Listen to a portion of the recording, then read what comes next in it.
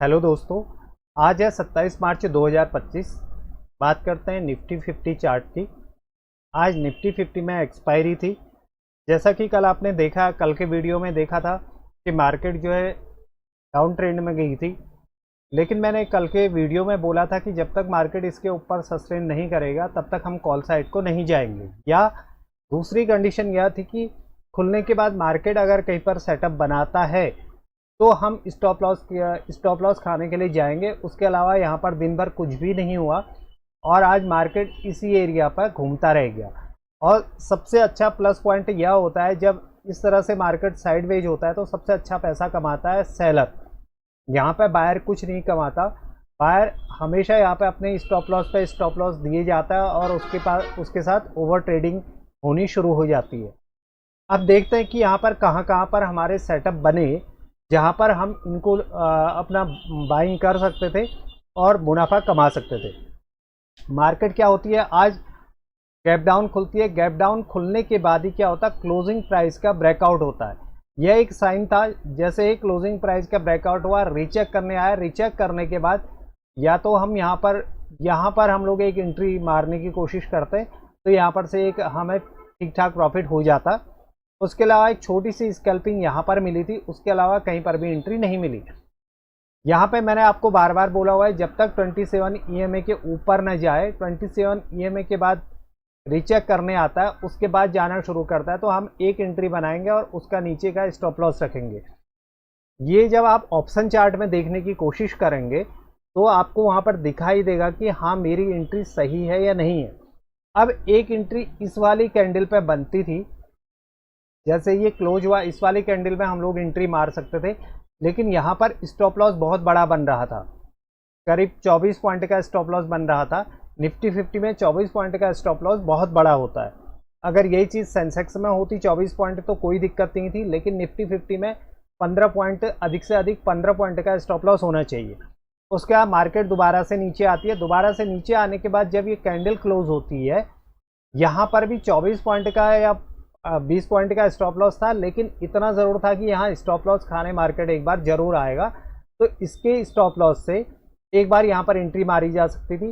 दोबारा मार्केट कहाँ जाती है, यहाँ जाती है। यहाँ से रिजेक्शन ले करके जब यहाँ पर आती है तो इस वाली कैंडल पे एक इंडिकेशन देता है मार्केट कि, क्योंकि जब तक मार्केट क्या होगा, 27 के नीचे आएगा, रीचेक करेगा, रीचेक करने के बाद गिरना शुरू करेगा, तो हम पुट साइड को यहाँ पर जा सकते थे।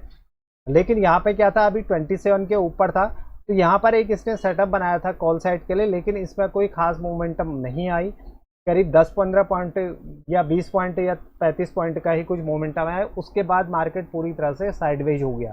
कभी मार्केट नीचे जाता, अगर नीचे हम तभी जाते जब मार्केट यहाँ पर आने के बाद इसको ब्रेक करना शुरू करता, तो हम यहाँ पर एक पुट साइड का ट्रेड बना सकते थे।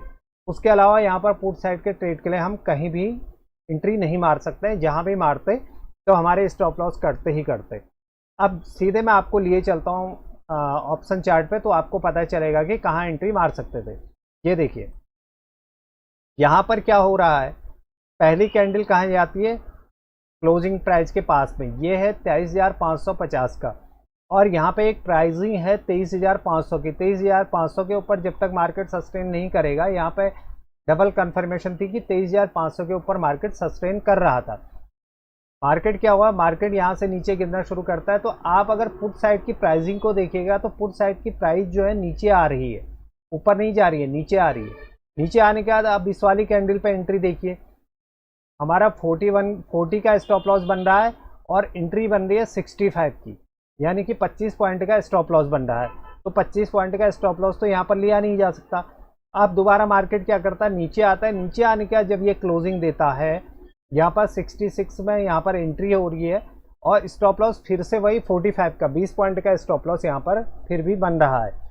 उसके बाद मार्केट क्या होता है, कहाँ तक जाता है, 106 तक, यानी कि 30 पॉइंट आपको यहाँ पर मिल जाते हैं। दूसरी एंट्री, इसके हाई के ऊपर का ऑर्डर लगाना था 62 पे। 62 के बाद ये जाता है आपका 92 तक, ये भी मैक्सिमम जाता है।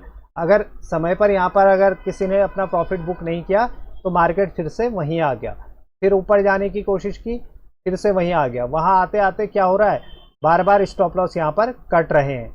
ये देखिए स्टॉप लॉस कटे, ये स्टॉप लॉस कटा, मार्केट ऊपर गया, तो साइडवेज होने का नुकसान यह होता है। और ऑप्शन चार्ट पे अगर देखेंगे तो मार्केट 27 EMA के नीचे ही है, कभी भी 27 EMA के ऊपर एक बार यहाँ पर अभी शाम के समय में गया है, उसके अलावा कहीं पर भी यहाँ पर नहीं गया है। अगर कल को आप सेंसेक्स पे देखना पड़ेगा, सेंसेक्स का चार्ट, उसका मैं एनालिसिस करके आपको दूसरा वीडियो भेज दूंगा, ताकि आपको देखने से पता चलेगा कि हमें कहाँ कॉल साइड की एंट्री मारनी चाहिए, किस साइड को। लेकिन सेंसेक्स में भी अगर यही चार्ट बना होगा तो हम लोग जब तक ये मार्केट इसके ऊपर या क्लोजिंग प्राइस के ऊपर सस्टेन नहीं करेगा, हम तब तक यहाँ पर कॉल साइड के लिए नहीं जाएंगे। अगर इस एरिया से मार्केट नीचे कल को इसी एरिया पर खुलता है और मार्केट नीचे ब्रेक करना शुरू करता है, तो यहाँ पुट साइड के लिए जाना ही बेहतर होगा और पुट साइड को स्पीड भी मिलेगी, क्योंकि कॉल साइड को तो स्पीड मिली नहीं है। अगर मार्केट इसी रेंज पर रहता है, इसी रेंज में रहता है और दिन के बाद अगर इसको ब्रेकआउट या ब्रेकडाउन करने की कोशिश करता है, तो यहाँ पर एक मोमेंटम मिल सकती है। अगर आप देखेंगे तो मार्केट अभी भी क्या है, ट्रेंड उसका डाउन ट्रेंड ही चल रहा है। इसके ऊपर ही अच्छी बाइंग इसके ऊपर ही आएगी, ऊपर चली जाए, यहाँ सस्टेन हो जाए, मार्केट सस्टेन होने के बाद हाई ब्रेक करना शुरू करे, तो फिर यहाँ पर स्टॉप लॉस कटने शुरू हो जाएंगे, जो कल के स्टॉप लॉस है। यानी कि 26 मार्च के जो स्टॉप लॉस है वो स्टॉप लॉस कटने यहाँ से शुरू हो जाएंगे और मार्केट बुलिश हो सकता है। अगर आपको ये वीडियो अच्छी लगी तो आप इसको शेयर करिएगा, चैनल को सब्सक्राइब करिएगा, ताकि मैं आपको अच्छे अच्छे वीडियो आपके लिए भेज सकूँ। Thank you very much.